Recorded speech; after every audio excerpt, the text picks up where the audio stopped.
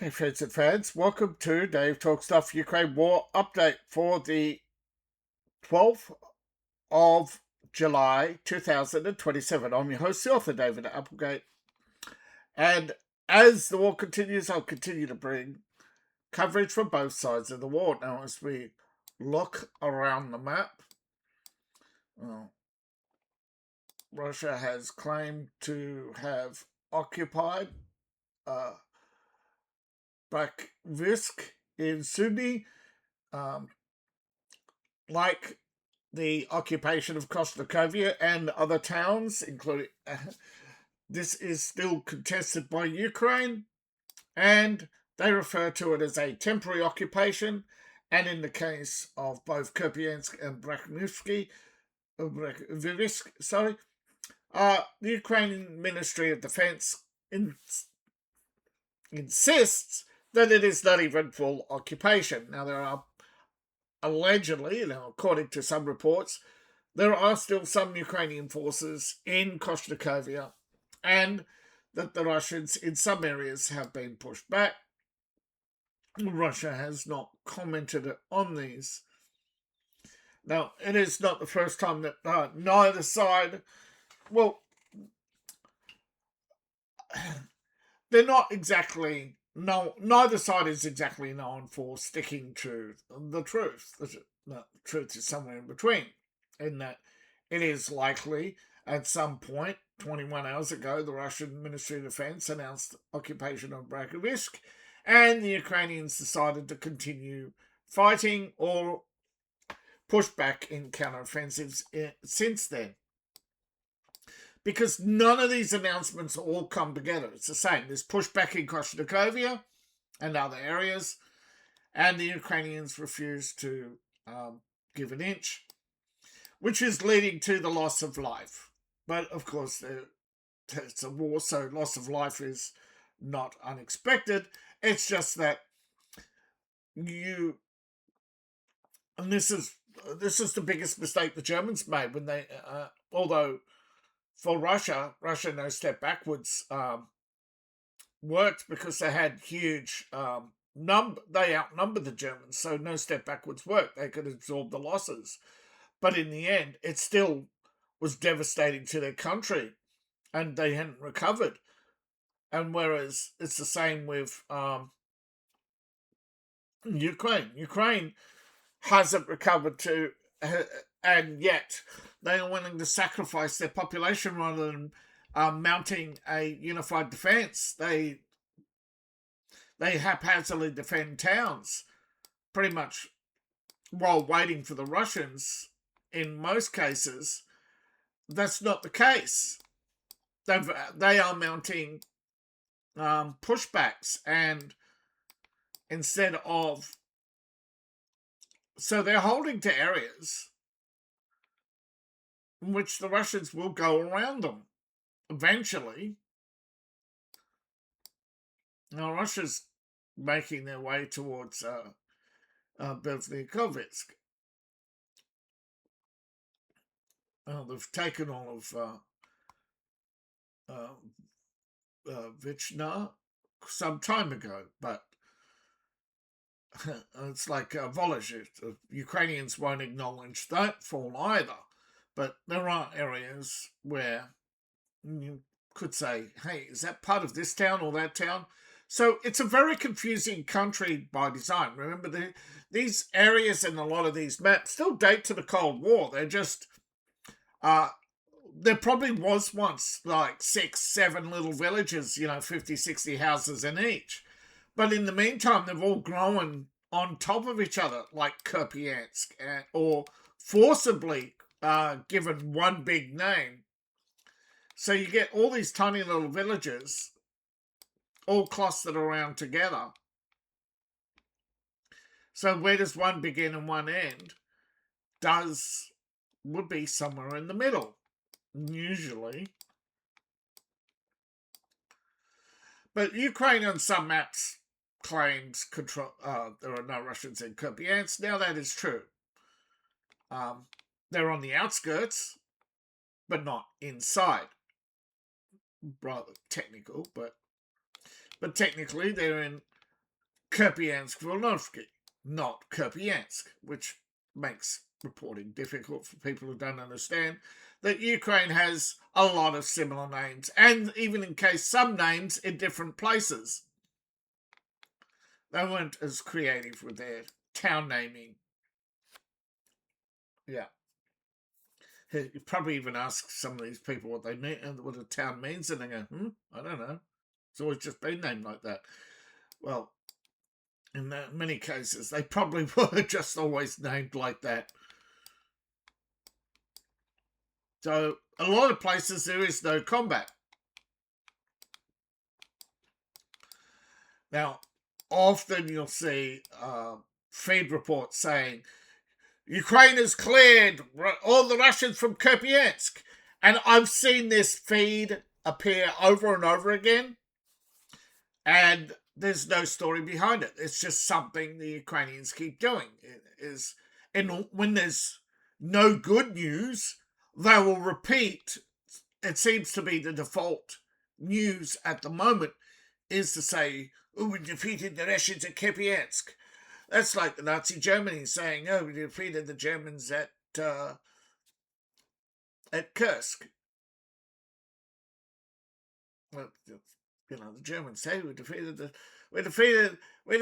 in Sevastopol. Yeah, but when? Because they're now halfway to Berlin. Now, so when did you? It's a matter of trust. Can you trust? And eventually, over time, it's like, at first, people accepted the JFK narrative. Over time, that story fell apart. Europe is now going to start, I'm not saying if or when, but it is a likelihood that trust is slowly going to erode in Ukraine. The more they lie, the more they say, look, they're willing to lie about Kupiansk. What else are they willing to lie about? And I'll get to that shortly. But we see renewed fighting in this area. Not surprised. Lots of fighting in Lyman. Not surprised. Maybe Russia didn't like the idea that I said the last place they'll hit is Stepansk. Maybe they think it's a keystone and they take it early. It will cause the rest to collapse. No, it won't. You have pretty much... You can surround the Ukrainians and they still won't stop fighting.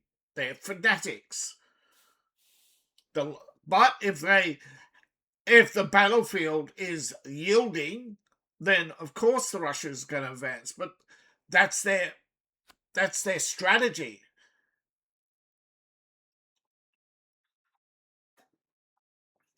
But if you get too far ahead of the rest of your troops, you now have exposed supply lines, which is why this area has been silent for so long, waiting for other areas to catch up to. Because the last thing you also want is to be the only few guns pointed at where there are a concentration of guns. There are 3 lines of defense through here. At least, probably 4. They don't tell you everything, do they? But I'm not expecting to tell them everything, but the information they do tell should be true. It doesn't have to be complete. It just has to be true. Most likely the biggest stance, of course, and then you look at them, is these towns. But by turning towns into fortresses, when they fall, the Russians can turn around and go, okay, they're now our fortresses.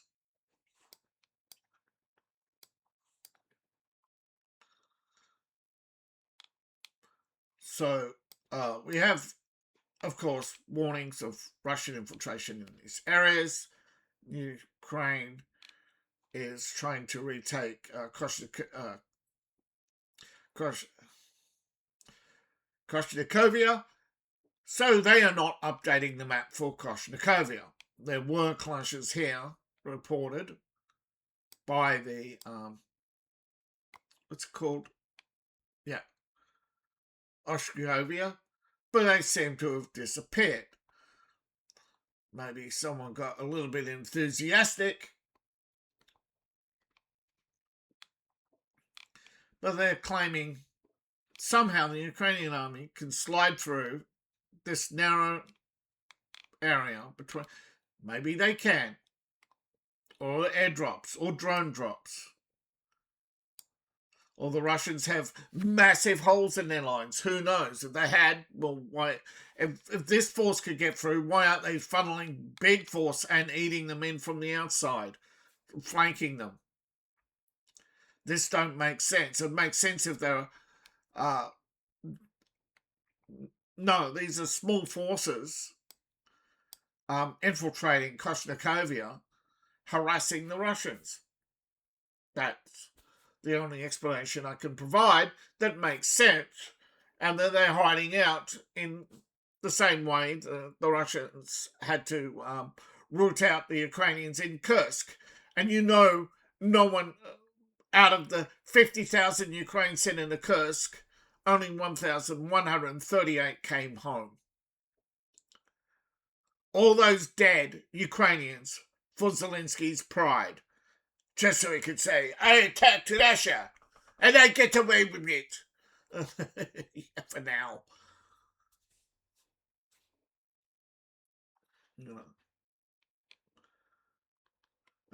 All across the front, there is a lot of activity. Very little movement.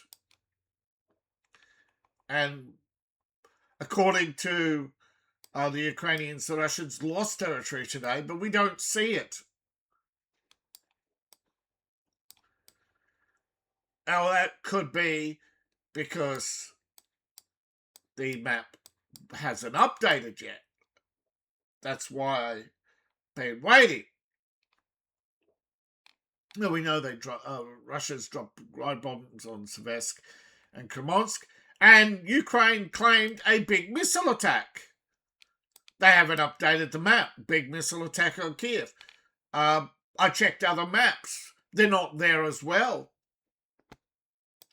But here we go. Russia attacked with ballistic missiles. But it's the wrong day. They're not updating their proper.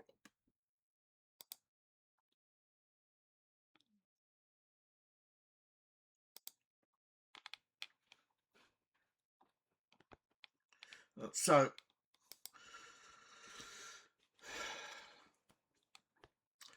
the updated count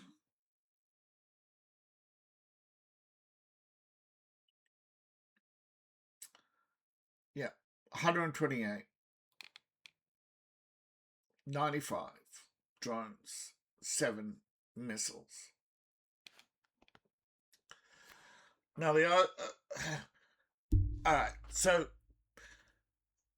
there is a claim that for the last 9 days there were no interceptors for ballistic missiles. Well, that is not true either, as I showed. Russia did attack a couple of Kiev a couple of days ago with ballistic missiles, and Ukraine a couple of days ago claimed to have shot them down. Then Radio Free Europe said no, they didn't. So which is it? I don't know. But again, Radio Free Europe, which actually reports this yesterday, says that Russian ballistic missiles wreak havoc. Yet they don't show you where they wreak havoc. Look at that. That's why So there's going to be a huge trust issue, right? If I can't this is deliberate. See, smoke over Kiev following Russian strike. But authorities, say these ultra-fast ballistic missiles have strained air defenses. Yeah, they have to fire multiple. Because the way the air missiles work is they don't strike, they explode in front. But these missiles, not only are they fast, they're hard case because they are so fast. Air friction, it means they they actually are armored. Otherwise, they would detonate at normal speed. At that speed, they would detonate if they weren't hardened. So it takes multiple missiles to crack the case. They're hard ceramic, they're titanium ceramic alloys. They are very hard cased. They have to come up with a new air defense missile system for them. One that I would say would have to cone shotgun at high speed. So you're basically launching a hollow tube that instead of containing a explosive ball, basically like a cannon shell, and basically skeet shoot. I don't know why they haven't thought of this to actually concentrate a kill shot, but they have to be far more accurate as well. So they probably we don't know where they're at.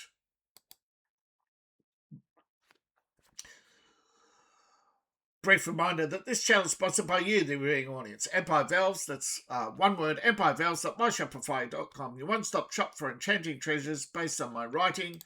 There's the beautiful Empress.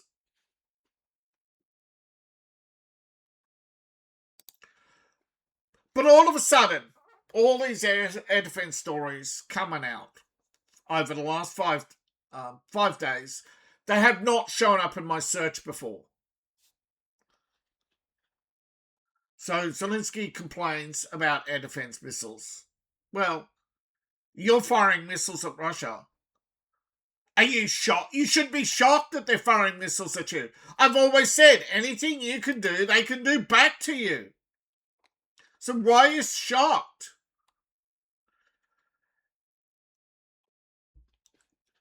Well, because when they think they're winning, it's almost if they don't remember their lies. So they go to the public and tell you how hard done by they are. But when they're asked how hard done by they are by the media, they tell you they're winning. So they don't remember where they're at. So at one end, they're complaining that Donald Trump give me more missiles. At the other end, they're going to the UAE and saying how amazing their missile interceptors are. So by painting false information, not to the public, but behind the scenes, by lying to everyone how well they're doing, have actually deprived themselves of the extra supplies they probably desperately need.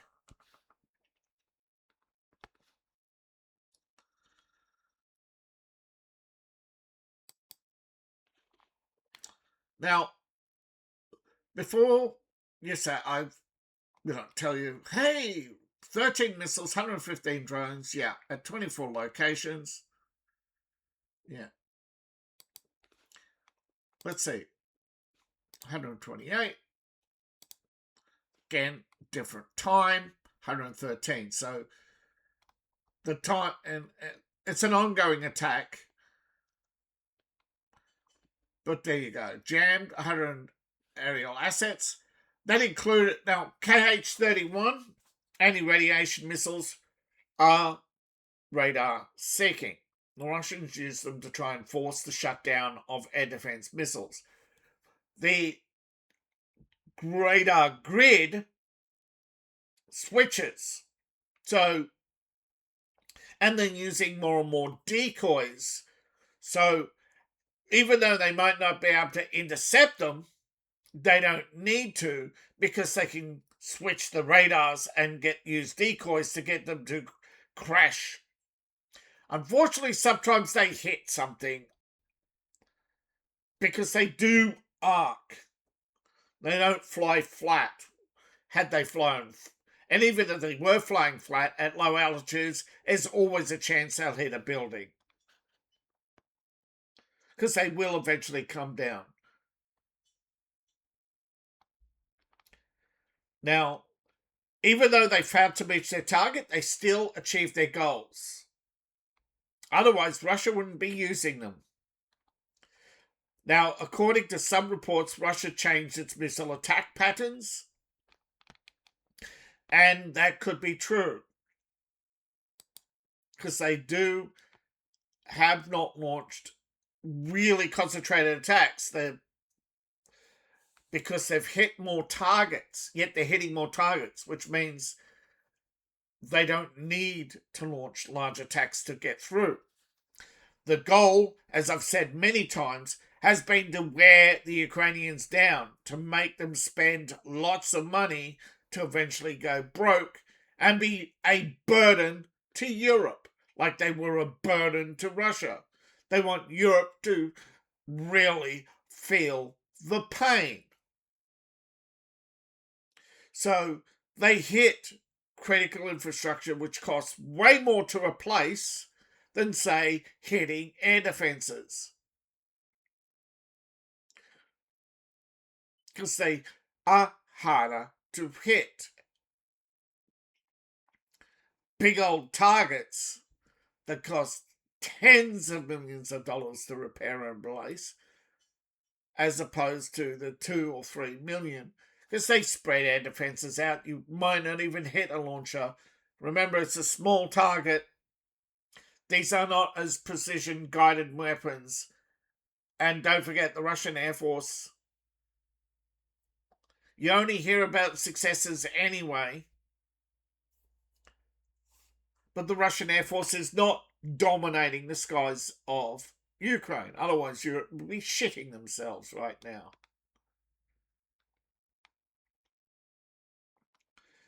But according to the Russians, Zelensky had concentrated Western air defense systems to Kiev.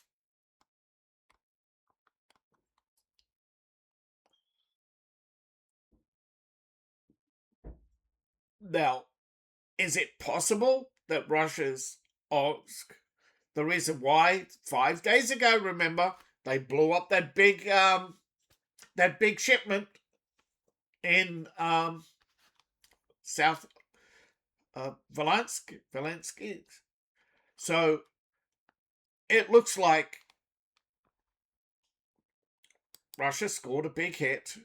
Ukraine won't admit to it, but they've conducted 2 successful operations in Kiev and a couple of maritime ports. Now, this does not mean they confirmed Russia's ability to hit any target. It means they need less to hit targets because Ukraine can't launch as many interceptors. That's until the next shipment. And that is the problem with a high-tech war. The time it takes. Because you're not just making ammunition, you're making lots of ammunition types, specialized ammunition types. It's like building all these specialized tanks. You learned nothing from the disaster of World War II because you thought, we won that, so we'll keep up the same tactics. Now, Poland's not happy with Ukraine, and that Kiev must recognize the massacre of Poles by Nazi collaborators. But because the Nazi collaborators switched sides and turned into Russian collaborators, they went from being the bad guys to the good guys. But after the war, the Ukrainian nationalists became a thorn in the side of the Soviets and called themselves freedom fighters. They have the UPA, yeah, and again, National Day of Remembrance, when Poland honours the victims of the Ukrainian People's Army. They attacked, they worked with the Russians against the Germans, then the Germans against the Russians, and then the Russians against the Germans. And in the end, most of them were hated by both sides and killed on sight. And and most of them were exiled to Canada. Banderas and a few others waged their little insurgency. I think got put down in 58. And again, they're claiming that Zelensky's fomenting nationalist lunatics. Yeah. And on both sides of the social media, yeah. Zelensky's opposition are just as equally fanatical, but they're far fewer. They can't operate in Ukraine. Most of Zelensky's opposition has left Ukraine because they get murdered routinely by the other fanatics. Europe has a huge problem on their hands, and they won't stand up to Ukraine. They could have fixed this years ago. They could have put a stop to this back in 2022. The problem is they only have a one-track mind. We only fix one problem at a time. We're dealing with Donald Trump and ultra-mega nationalists, so they foment Ukrainian nationalism. Oh, but it's so to fight the Russians. See, because they're not Nazis. They are Nazis. I mean, they're our fanatics. Oh, they're nationalists. Nationalism isn't a bad thing, says Europe, who wants to destroy all nationalism and create a new identity, Europa. The European man. No, it's not like the Soviet man. We swear. We swear, man. It ain't like the Soviet man. They're like, get a grip, man. Don't you know socialism is just free healthcare, man? So, you know, the biased sources are not going to be biased. So Poland ain't happy. And this is, of course, making Russia and the rest of the world chuckle at how divided and idiotic Europe is when it comes to fanatics. Now, Russia should have banned communism, but Russia and the Worldwide Socialist Organization has spent billions making sure they're protected by law. All socialists except for the socialists they don't like. So they get you to think, oh, the Nazis, they're just right wing. No, they're not. They're socialists. They fought the communists. The Germans thought, no, we are not going to submit to one world communism. We want our own identity. We don't want the Soviet identity. That's what the war was about. It was two bad guys fighting to see who gets to control the world.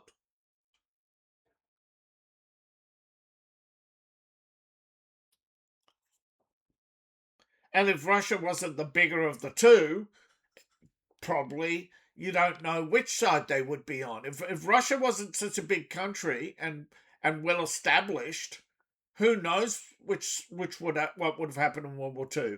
More likely they would have waited longer and seen what happened, or probably just because don't forget the French were socialists as well, and still pretty much are.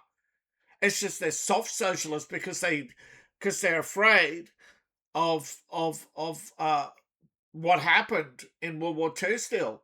But eventually that fear will go away because people won't remember how bad the socialists were and because they all think it's the right wing. That's the problem with propaganda. When you redirect the pain, you create this false this false history, and people question the narrative, and so you split into fanatics. So what happens is people go up and they see the truth. Those who see the truth and go, well, I'm going to dig past the lies, will suddenly go, wait, who are the nationalist lunatics? Because, and it eventually takes time before you get to say, well, it's both sides, isn't it? It's the horseshoe effect. And once you realize that you have the middle up here and you have the fanatics. So on the scale, on the freedom index, the left is everything. You take away every virtue, and what do you have left? And that's the answer, the left. When you take away every virtue. But it's not enough to have virtue. You need a guiding set of principles. what is the guiding set of principles on the left? They claim democracy. No, that's mob rule. You're just two wolves fighting over, and that's what World War II was, two wolves fighting over the sheep. And instead of just liberating France, no, we can't let Germany fall to the Soviets. Well, you shouldn't have funded and armed the Soviets then. It's like history is full of mistakes, and we're overcorrecting for those mistakes now.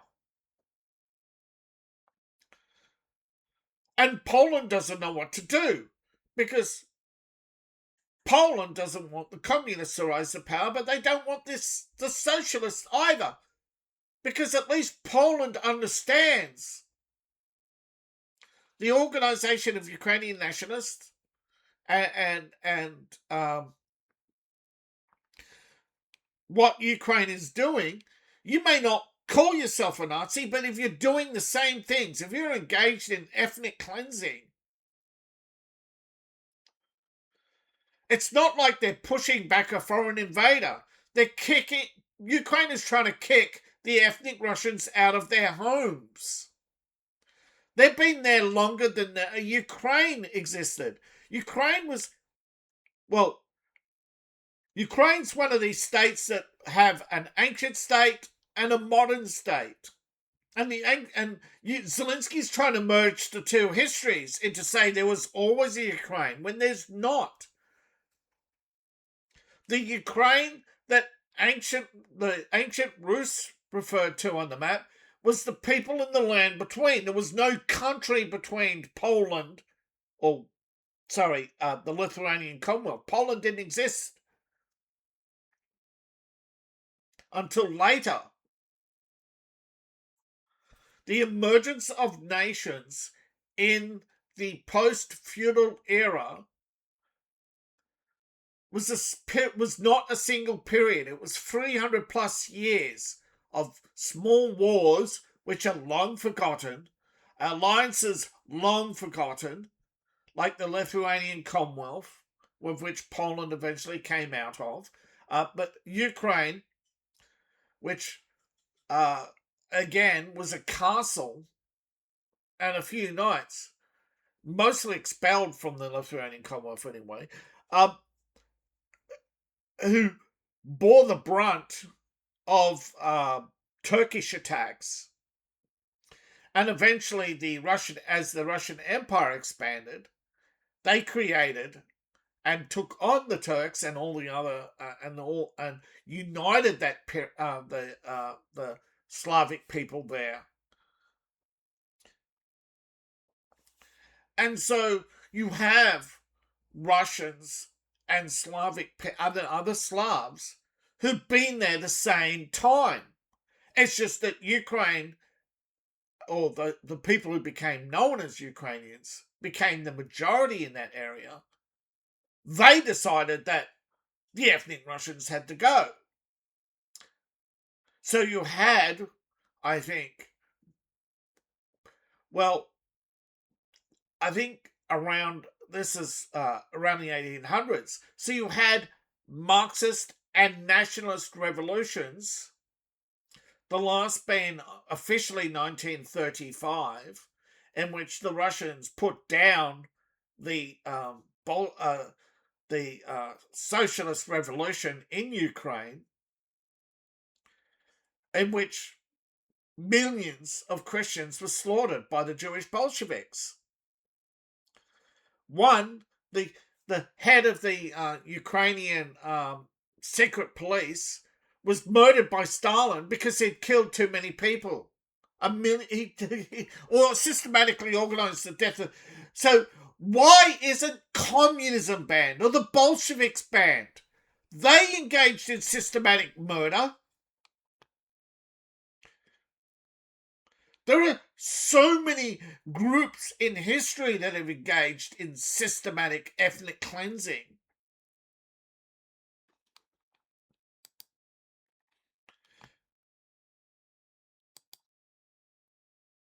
And again, it's not the same when you're kicking out a foreign invader.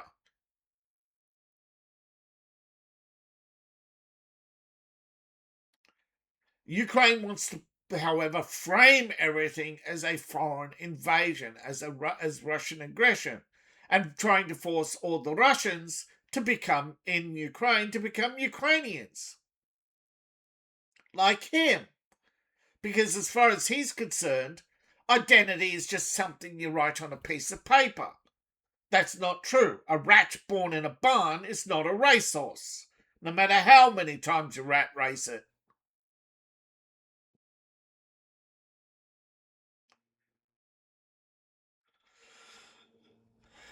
This is a pointless exercise by Russia.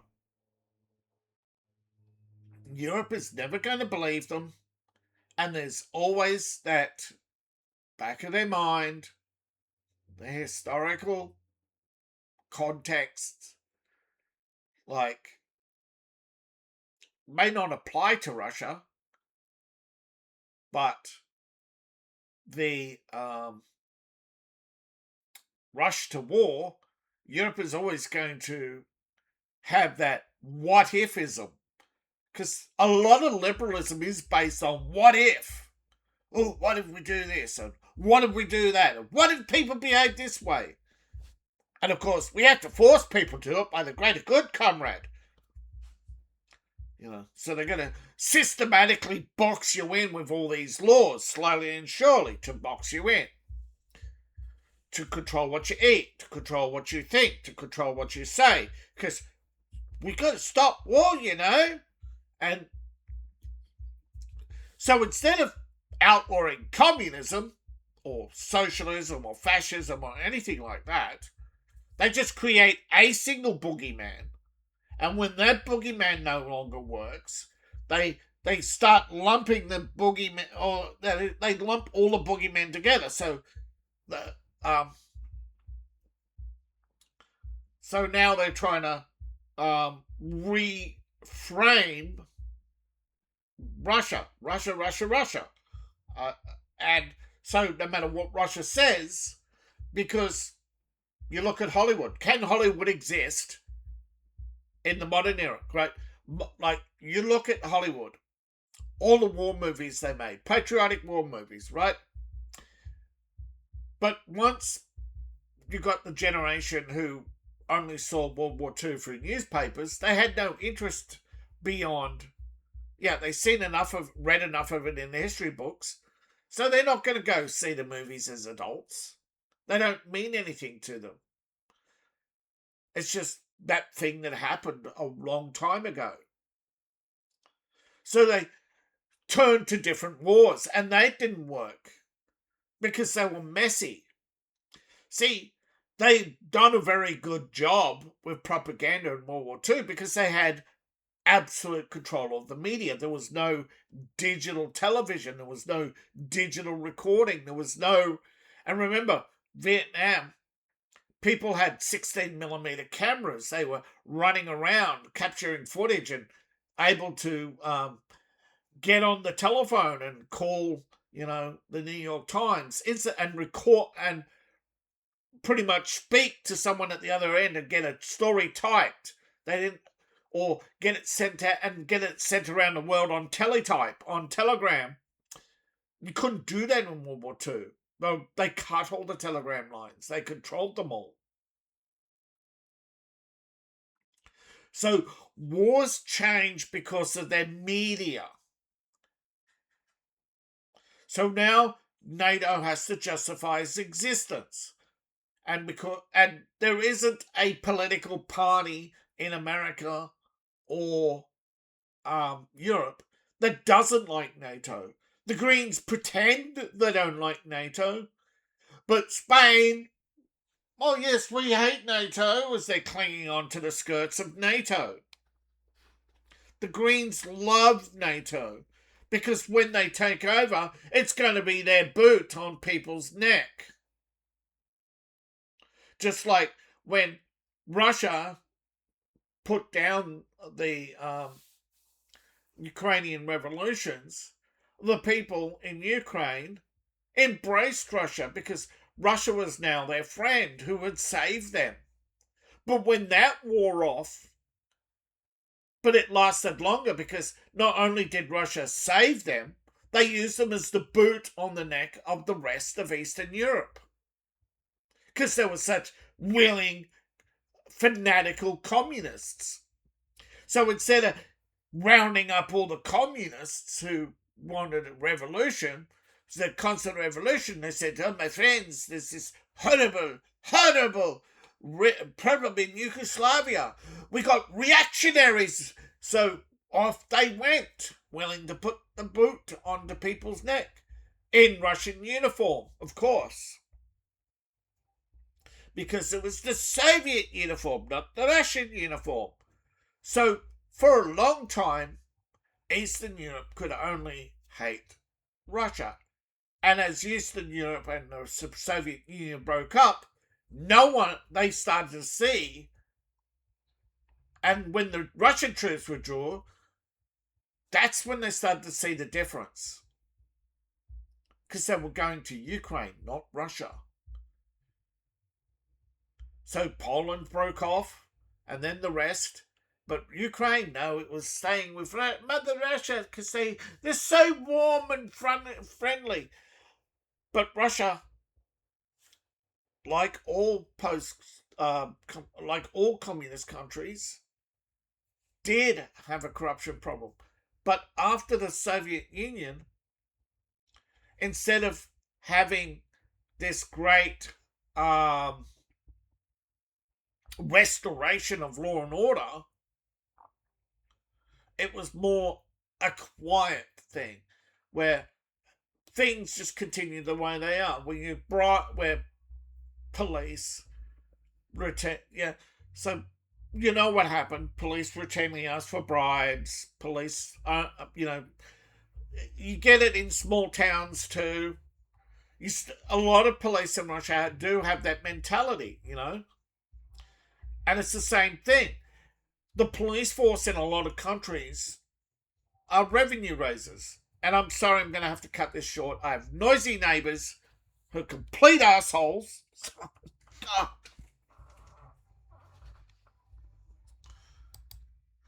All right. So the relationship the point I'm getting at is the relationship between Ukraine and Russia will never be repaired, cannot be repaired. It's going to be like North and South Korea. I think that's the closest we can compare it to. And the best thing for Europe to do is to cut it off. But because Britain wants their little to plant their little flag in Crimea, that ain't gonna happen until they give up. Now, fresh fires at Kursk. Ukraine is reporting to have sunk another ship a short time ago, but it's only on my phone for some reason. It's not here. I don't know why. But as you can see, there is updates. They've changed 24. Yeah, so I don't know.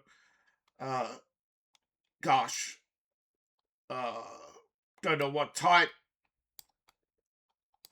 Yeah, it's going to be a mess for some time until Europe decides what Ukraine needs is not armed intervention, but law and order intervention.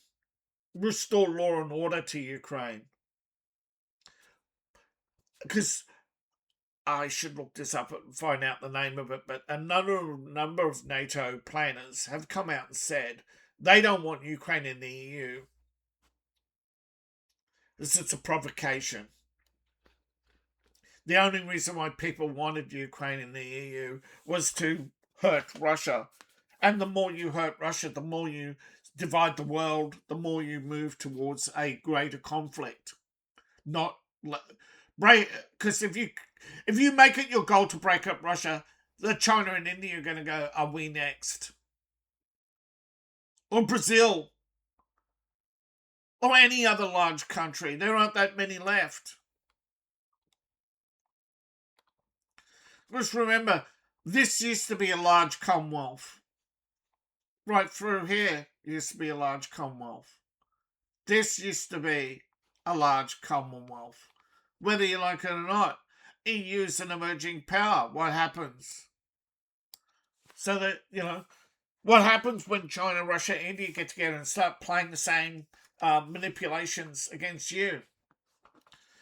We're more vulnerable than you think. Because they can keep us, because we won't outlaw communism. So they'll keep attacking our soft underbelly. We won't outlaw Islam. So they use that. See, they can outlaw stuff. We can't. And so we've given them the advantage. Our military advantage won't hold up when they can flood our countries with foreigners armed with, say, Afrocentrism or Islamic supremacy. The Ukraine war is pointless. Why fight it when you're only decreasing your own population through war, allowing again and again and again? It's like we're marching to our own destruction. And no matter how many times I keep warning you, it's not good enough. So thank you for watching. Please like, share and subscribe. Please support the channel and support me on Ko-Fi, Patreon. Buy my books, buy my merch. I appreciate each and every one of you. See you in the next video and bye for now.